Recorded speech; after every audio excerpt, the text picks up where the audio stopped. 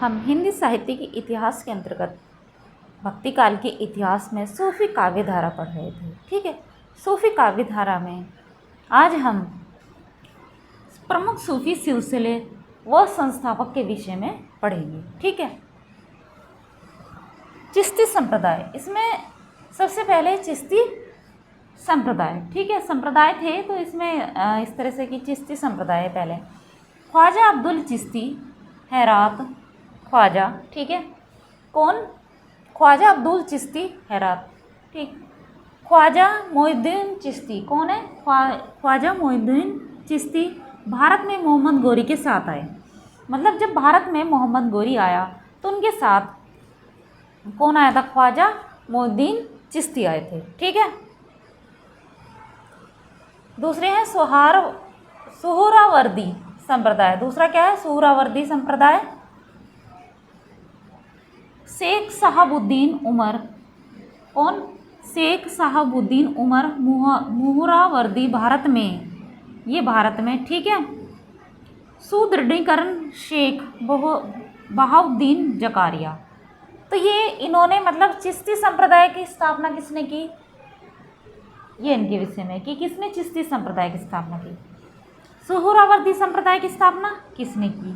ये इनके विषय में। ठीक है, सुहरावर्दी संप्रदाय की स्थापना किसने की है, इनके विषय में जानकारी है। कादरी, तीसरा है कादरी संप्रदाय। सैयद अबुल कादिर जिलानी, भारत में मोहम्मद गोस। ठीक है, नंबर 4 है नक्शबंदी संप्रदाय। नंबर 4 क्या है? नक्शबंदी संप्रदाय। ख्वाजा उबैदुल्ला, भारत में ख्वाजा बाकी बिल्ला के शिष्य अहमद सरहिंद थे। ठीक है, कि भारत में किसने स्थापना की, इनके विषय में भी है। नंबर 5 है फिरदौसी संप्रदाय, सैफुद्दीन बखरजी। ठीक है, फिरदौसी संप्रदाय के संस्थापक कौन थे? सैफुद्दीन बखरजी। तो ये 5 संप्रदाय हैं सूफी संप्रदाय में जिनकी स्थापना की गई थी। सूफी साधना में 4 आध्यात्मिक अवस्थाएं मिलती है। आध्यात्मिक मतलब धर्म पर, धर्म के लिए जो अवस्थाएं हैं वे मिलती हैं। कौन? पहली है शरीयत नासूख, जिसको आचरण कहा जाता है। ठीक है, पहली कौन सी है? शरीयत नासूख आचरण इसको कहा जाता है। शरीयत के भी 3 अंग हैं। पहला है इल्म ज्ञान, दूसरा है अमल कर्म, तीसरा है इखलास निष्ठा। तीसरा क्या है? इखलास निष्ठा। ठीक है, कर्म कांड, धर्म ग्रंथों के विधि निषेध के विधान का पालन हाल की दशा नासूख कहलाता है। ठीक है, कर्मकांड मतलब धर्म ग्रंथों के विधि निषेध, धर्म ग्रंथों के विधि निषेध के विधान का पालन क्या कहलाता है? हाल की दशा नासूख कहलाता है। ठीक है, दूसरी है तरीकत मलकूत। ठीक है, अवस्था उपासना, जिसको उपासना कहा जाता है। उपासना कांड क्या है इसका? मतलब उपासना का कांड, कर्म कांड क्या होता है इसमें? बाहरी आकर्षणों का परित्याग करके, जो बाहरी आकर्षण है उनका परित्याग करके शुद्ध हृदय से ईश स्मरण व ध्यान करना। मतलब बाहरी आकर्षण है उसका त्याग करके शुद्ध हृदय से क्या करना है? ईश स्मरण व ध्यान करना है, ईश का ध्यान करना है। इसकी दशा क्या है? मलकूत है। इसकी हाल की दशाएं हैं इसमें भी, तो क्या है? मलकूत है। तीसरी है हकीकत जबरूत, सिद्धावस्था इसको कहा जाता है। ठीक है, इसका ज्ञान कांड क्या है? मतलब इसका अर्थ क्या है? भक्ति के प्रभाव से सत्य का सम्यक बोध, भक्ति के प्रभाव से जो सत्य का बोध होता है, ठीक है, करना या सम्यक दृष्टि प्राप्त करना। भक्ति के प्रभाव से सम्यक बोध या सम्यक दृष्टि प्राप्त करना। ठीक है, इसमें हकीकत जबरूत में इसको सिद्धावस्था कहा जाता है। इसकी दशा क्या है? जबरूत है। ठीक,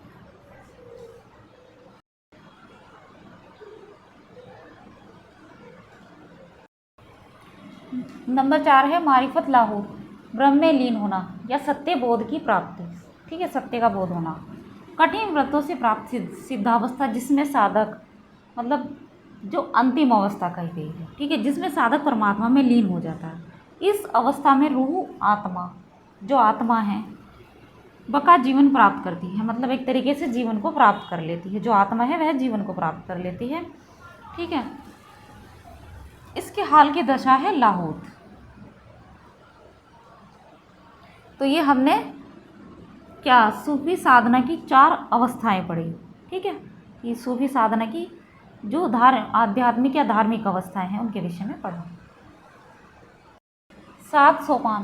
पहला इश्क प्रेम जिसको कहा जाता है, दूसरा जहद संघर्ष, तीसरा है स्वारिफ प्रज्ञा प्राप्ति, नंबर 4 है वल्द भावातिरेक, नंबर 5 है हकीक परम सत्य की अनुभूति, नंबर 6 वश्ल परम सत्ता में स्थिति, नंबर 7 है फना अहम का पूर्ण विलय। ये 7 सोपान हैं सूफी काव्य धारा के। विशेष तथ्य, सूफी काव्य धारा के विशेष तथ्य। भारत में सूफी लोगों या सूफी मत का आगमन 12वीं शताब्दी में हुआ ऐसा माना जाता है। मतलब कि जब भारत में आगमन हुआ तो सूफी किस समय आए, 12वीं शताब्दी में, ऐसा माना जाता है। दूसरी है सूफी मत का मेरुदंड प्रेम माना जाता है। सूफी मत का जो सूफी मत प्रचलित था उसको एक तरीके से उसमें प्रधानता किसकी मानी जाती है, प्रेम की मानी जाती है। मेरुदंड मतलब रीढ़ की हड्डी। सूफी काव्य में राबिया नामक एक कवित्री भी हुई थी। मतलब सूफी काव्य धारा में एक कवित्री भी थी जिसका नाम था राबिया, या मतलब जिनका नाम था राबिया। समासोक्ति सूफी कवियों का सबसे प्रिय अलंकार माना जाता है। मतलब समासोक्ति एक तरीके से समास के आधार पर बात कहना, उसमें समास ज़्यादा होते थे इनकी बातों में। ठीक, प्रिय अलंकार, समासोक्ति प्रिय अलंकार इनका माना जाता है। इस आधार पर आचार्य रामचंद्र शुक्ल जी हैं, उन्होंने पद्मावत को समासोक्ति उपनाम दिया था। इसी आधार पर, क्योंकि समासोक्ति सूफी काव्यधारा का या सूफी कवियों का प्रिय अलंकार माना जाता है, इसी आधार पर आचार्य रामचंद्र शुक्ल जी ने पद्मावत को समासोक्ति उपनाम दिया था।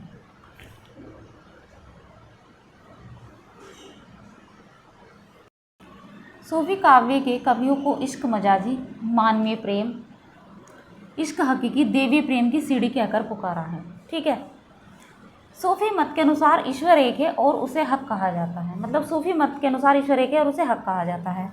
इंसान को हक तक पहुंचाने के लिए 4 अवस्थाएं पार करनी पड़ती हैं। पहली है शरीयत, दूसरी तरीकत, तीसरी हकीकत, नंबर 4 है मारिफत। मारिफत अवस्था में आत्मा रूह बका जीवन प्राप्त करती है। बका की स्थिति में वास्तविक प्रेम इश्क की कल्पना की जा सकती है।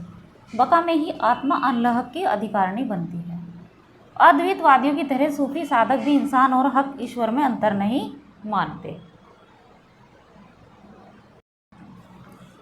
सूफी मत में ईश भावना स्त्री के रूप में स्वीकार की गई है, जबकि भारतीय परंपरा में ईश भावना के पुरुष रूप में स्वीकार किया गया है। हकीकत अवस्था में वह अनलहक अहम ब्रह्मास्मि में सत्यों का अनुभव करने लग जाता है।